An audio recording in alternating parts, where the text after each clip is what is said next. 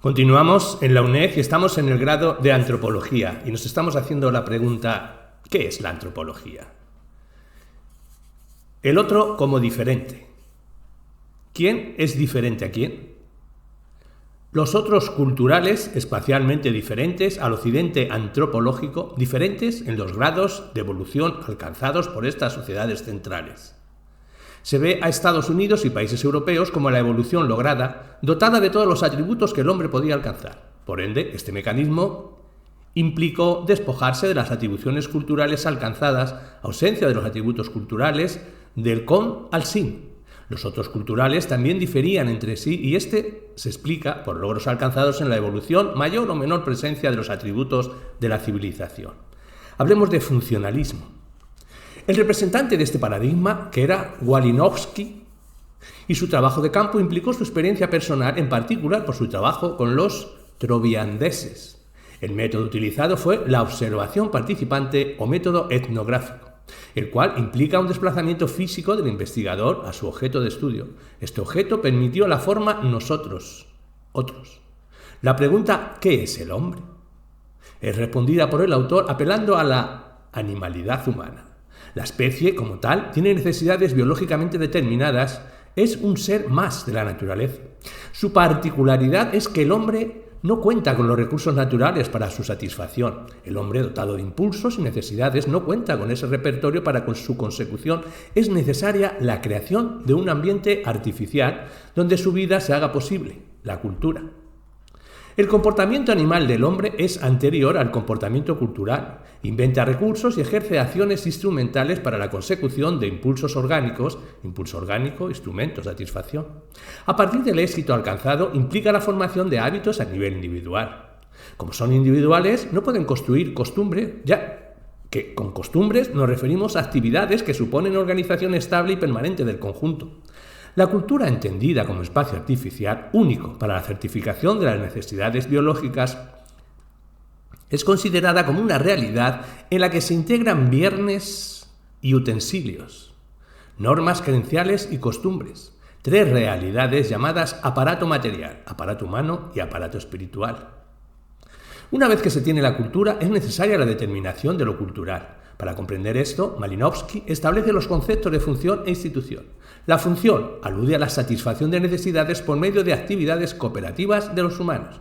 Así, los individuos para el cumplimiento de la función deben cooperar entre sí para alcanzar sus propósitos. El principio de organización de esta cooperación es la base del concepto de institución. La institución es la unidad mínima de organización cultural donde los hombres se relacionan entre sí y con el ambiente y se constituye en la mirada funcionalista, como en la unidad mínima y concreta de la realidad cultural, donde se expresa la asociación indisoluble de los tres aparatos. Para el autor, la cultura también debe reproducirse, administrarse y conservarse. Las necesidades de la cultura dependen del cumplimiento de la función de las instituciones. Esto supone una incrustación, una conexión orgánica de los elementos, cada uno adquiere su funcionalidad y su sentido. El funcionalismo afirma que la complejidad es un atributo de toda la realidad cultural, ya que implica todo un conjunto complejo de integración, donde cada elemento incrustado adquiere su sentido. De este modo, la mirada funcionalista plantea la teoría de las necesidades que parten del sujeto y se extienden a la realidad cultural. Se distinguen dos categorías de necesidades o imperativos en la cultura: los instrumentales y las funciones integrativas. Los instrumentales son los medios para la satisfacción de finalidades. Las funciones interactivas satisfacen la necesidad de este todo de integrar al individuo a la cultura como un todo. A diferencia de la mirada evolucionista, Malinowski explica la realidad cultural a partir de fundamentar las similitudes y diferencias entre culturas a partir de otras bases conceptuales. Las necesidades le permitieron hablar de una universalidad de funciones y principio de organización institucional. Otra diferencia es que la evolucionista habla de una sola cultura y la funcionalista de multiplicidad y variedad de formas institucionales como respuesta a las necesidades humanas universales. El evolucionismo construyó cognitivamente al otro cultural con sus articuladores sin y con. Ahora se toman esos articuladores, pero partiendo de la afirmación de que el mundo ajeno, el antropólogo, era un mundo con complejidad, con política, arte, economía, organización, con historia y racionalidad, lo que explica la no existencia de una sola cultura humana, sino la abundancia de realidades culturales. En términos metodológicos, el desplazamiento es espacial hacia el mundo del otro. La captación es posible con la permanencia prolongada del antropólogo ahí, que esté ahí, porque no se tratará del registro de elementos inconexos, sino en la percepción profunda de su lógica particular. Eso es expresión única, que acuerden de irracional en que se manifiestan esos universales. Hablemos de antropología estructuralista. Su figura central es Claude Lévi-Strauss. Esta teoría se desarrolla dentro de lo señalado como primera crisis. Para comprender la concepción estructuralista de la cultura, Lévi-Strauss hace una distinción entre naturaleza y cultura. Para él, el comportamiento natural solo presenta la ausencia de normas o reglas y tomó esta ausencia como demarcación a la naturaleza y la cultura. La constancia, la regularidad y el carácter universal es particular de la naturaleza por herencia biológica. En la cultura vamos a hablar de lo particular, las reglas de lo no constante, que es transmitido por tradición. Consideró que la cultura sustituye, utiliza y transforma la naturaleza para realizar una síntesis de un nuevo orden. En la prohibición del incesto pudo corroborar su afirmación, ya que éste reúne las dos características distintivas de cada estado: la universalidad y la regla, la universalidad de los instintos y el carácter coercitivo de las leyes. El hombre no podía reflexionar sobre la malformación de los sujetos como consanguíneos, ya que la endogamia había sido utilizada para el perfeccionamiento de especies animales y vegetales. Por otro lado, existe universalmente una prohibición del incesto, justificada como horror o repugnancia, rechazo de orden biológico o psicológico. Para Lévi, esta fundamentación está rebatida, ya que el horror o rechazo no puede ser considerado natural porque es necesario para esto que los sujetos tengan un conocimiento previo de la relación entre parientes y, tomando la teoría freudiana, el fenómeno universal no es la repulsión frente a las relaciones incestuosas, sino la búsqueda. En la falta de regulación natural es donde se produce un vacío y la cultura introduce un no, una regla que determina qué macho y qué hembra, quién es posible y quién no. Es la prohibición del incesto, la regulación de ese vacío que la naturaleza deja y donde la cultura entra para establecer una ley y determinar en la alianza un mero orden cultural. La prohibición del incesto no es más que una suerte de remodelamiento de las condiciones biológicas del apareamiento y la procreación que las compele a perpetuarse únicamente en un marco artificial de tabúes y obligaciones. La cultura es un nivel nuevo y diferente de organización, es distinta de la condición humana y esta definición de una instancia única es la prohibición del incesto. La introducción del no implica la marcación de una distinción, pero no establece la forma en que va a adquirir ese no. Esta distinción va a tomar formas diferentes en las distintas sociedades.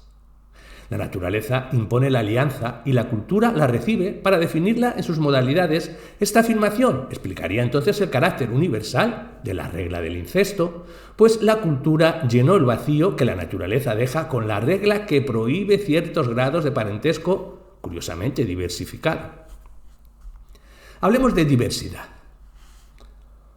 Para el estructuralismo, la diversidad aparece unida a la diversificación. Su punto de partida es aceptar la UPB del hombre, pero las semejanzas no pueden ser atribuidas a esta unidad. Así, la diversidad cultural no es realidad estática, por lo tanto, las sociedades no difieren entre sí siempre de la misma manera y en un mismo plano.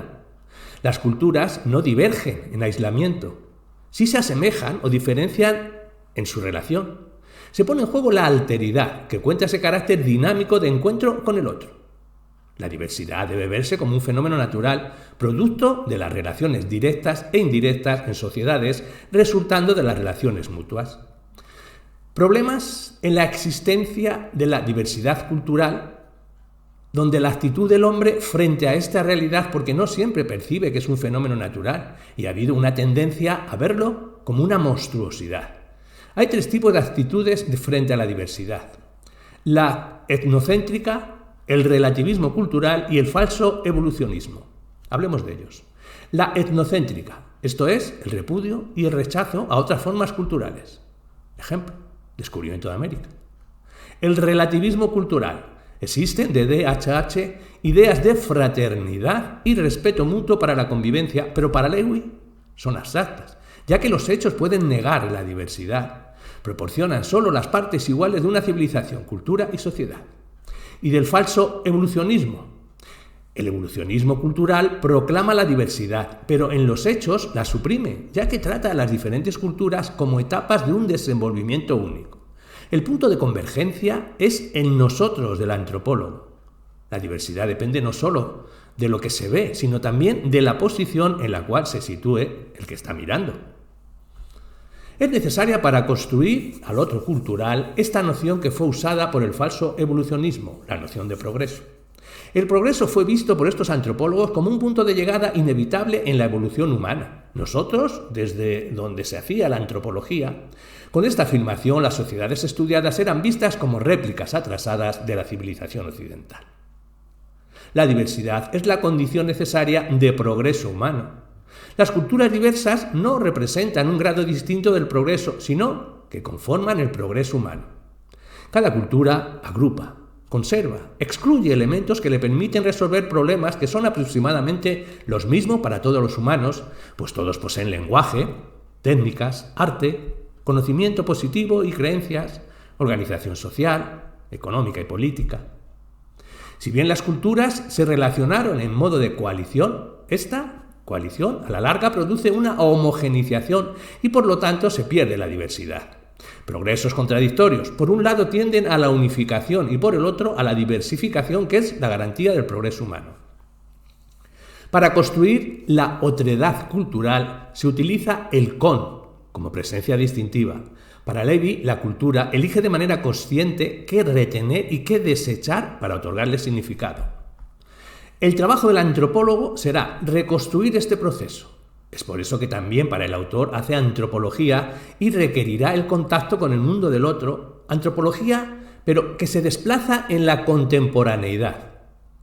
El trabajo no termina en este viaje, sino que es solo el principio, ya que deberá responder. ¿Por qué los criterios de selección y las cosas seleccionadas varían de una cultura a otra? El trabajo del antropólogo continúa con la comparación entre culturas para poder transformar esa experiencia en sistema de símbolos. El nosotros del antropólogo constituye el lugar desde que se mira al otro. Deberá ser consciente y crítico, ya que la otredad es construida por el nosotros. Lewy aplica al trabajo antropológico el enfoque de la lingüística de Saussure. Se mete en su estructura. No se queda con el significado de las palabras, sino estudia cómo la mente ordena los significantes, que son las unidades mínimas del lenguaje. La cultura aparece en este método como constituida por unidades mínimas que se combinan según reglas en unidades mayores que forman un significado. Las reglas que surgen de estos ya están determinadas por su estructura biológica recibida por herencia.